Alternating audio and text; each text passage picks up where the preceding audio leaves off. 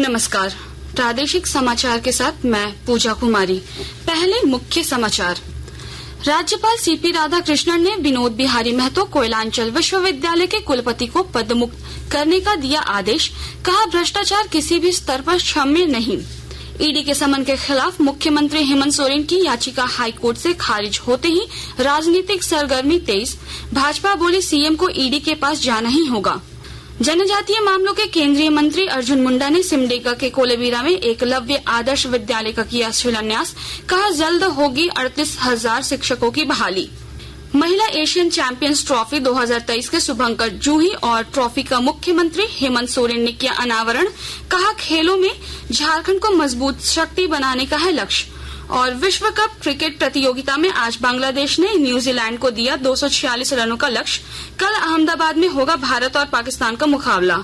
और अब समाचार विस्तार से। राज्यपाल सह झारखंड राज्य के विश्वविद्यालयों के कुलाधिपति सीपी राधाकृष्णन ने आज धनबाद स्थित विनोद बिहारी महतो कोयलांचल विश्वविद्यालय के कुलपति प्रोफेसर सुखदेव भोई को पद मुक्त करने का आदेश दिया है। प्रोफेसर भोई के विरुद्ध विभिन्न स्तरों से कई गंभीर शिकायतें कुलाधिपति कार्यालय को प्राप्त हुई थी। इस पर राजभवन द्वारा जांच का आदेश दिया गया। आदेश के आलोक में उच्च शिक्षा विभाग द्वारा एक टीम गठित कर मामले की जांच कराई गई। जांच में कुलपति पर प्रशासनिक एवं वित्तीय अनियमितता बरतने की शिकायतों की पुष्टि हुई। राज्यपाल ने कहा कि राज्य के किसी भी विश्वविद्यालय द्वारा किसी भी स्तर पर भ्रष्टाचार क्षम्य नहीं है। उनके विरुद्ध कड़ी कार्रवाई की जाएगी। देवघर जिला के उपायुक्त विशाल सागर ने 10 दिनों तक चलने वाले दुर्गा पूजा के त्योहार के दौरान सुरक्षा व्यवस्था बनाए रखने के लिए पूजा समितियों को कई निर्देश दिए हैं।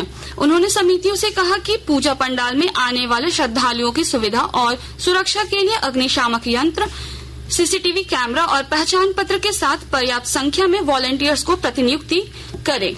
साथ ही जिले को प्लास्टिक मुक्त बनाने की दिशा में डिस्पोजल ग्लास प्लेट का उपयोग न करें। सरायकेला खरसावां जिले में मेरी माटी मेरा देश कार्यक्रम के तहत अमृत कलश यात्रा निकाली गई। भाजपा जिला अध्यक्ष विजय महतो ने बताया कि प्रधानमंत्री नरेंद्र मोदी द्वारा निर्देशित मेरी माटी मेरा देश कार्यक्रम के तहत जिला मुख्यालय में बिरसा मुंडा चौक से लक्ष्मी मंदिर तक भव्य अमृत कलश यात्रा निकाली गई। मुख्यमंत्री हेमंत सोरेन द्वारा ईडी के समन के खिलाफ दायर याचिका पर आज शुक्रवार को झारखंड हाईकोर्ट में सुनवाई हुई। दोनों पक्षों की ओर से बहस सुनने के बाद चीफ जस्टिस संजय कुमार मिश्र और जस्टिस आनंद सेन की बेंच में सीएम हेमंत सोरेन की याचिका को खारिज कर दिया। इधर सीएम की याचिका खारिज होते ही राजनीतिक सरगर्मी तेज हो गई है। भाजपा के प्रवक्ता प्रतुल शाहदेव ने प्रतिक्रिया देते हुए कहा कि मुख्यमंत्री चाहे कितने भी दरवाजे खटखटा ले, अनंतता उनको ईडी के दरवाजे पर ही जाना होगा।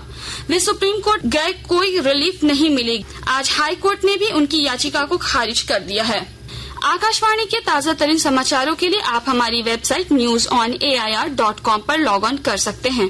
ताजा समाचार X handle @AIR news alerts और Facebook page All India Radio News पर भी उपलब्ध है। आप प्रादेशिक समाचार एकांश के X handle @AIR news _Ranchi और फेसबुक इंस्टाग्राम पेज तथा YouTube channel AIR news Ranchi पर भी हमारे बुलेटिन सुन सकते हैं। प्रादेशिक समाचार आप आकाशवाणी रांची से सुन रहे हैं।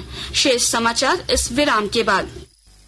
पल में यहाँ, पल में वहाँ, बेरोक टोक ये जाए हर जगह, प्यार से पुकारे जो जहाँ, गाँव हो कस्बा हो या शहर हो, या किसी प्रदेश की हो राजधानी, इनका नहीं है कोई सानी। ये है दूरदर्शन, ये है आकाशवाणी। घर घर तक पहुंचाएं आपका विज्ञापन। आकाशवाणी और दूरदर्शन के विभिन्न चैनल देश के किसी भी कोने में विज्ञापन देने के लिए प्रसार भारती के मार्केटिंग प्रभाग से संपर्क कीजिए।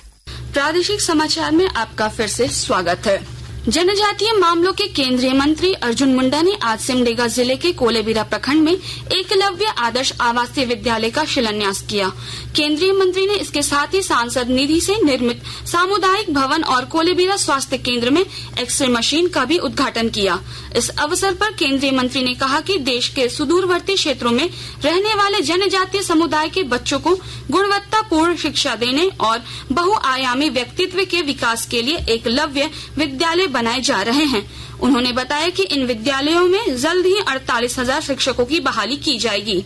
देखिए, यह एकलव्य मॉडल रेसिडेंशियल स्कूल जिसके माध्यम से गुणवत्ता आधारित शिक्षा बच्चों को मिले और इसके पीछे एक बहुत बड़ा लक्ष्य निर्धारित किया गया है कि सुदूरवर्ती क्षेत्र में रहने वाले सभी विद्यार्थियों को एक गुणवत्ता के साथ अच्छी शिक्षा और बहुआयामी व्यक्तित्व निर्माण करने का अवसर मिले। यहाँ 10 ब्लॉक में हमने एकलव्य मॉडल रेसिडेंशियल स्कूल दिया है और इससे अभी कैपेसिटी भी बढ़ा दिया था। पहले 240 था, अब 480 कर रहे हैं और लगभग 38,000 से अधिक शिक्षकों की नियुक्ति मंत्रालय के माध्यम से हो रहा है।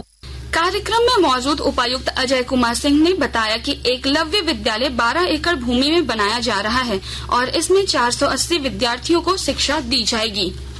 साहिबगंज के समाहरणालय स्थित सभागार में वन प्रमंडल पदाधिकारी मनीष तिवारी की अध्यक्षता में नमामि गंगे परियोजना के अंतर्गत जिला गंगा समिति की बैठक आयोजित की गई।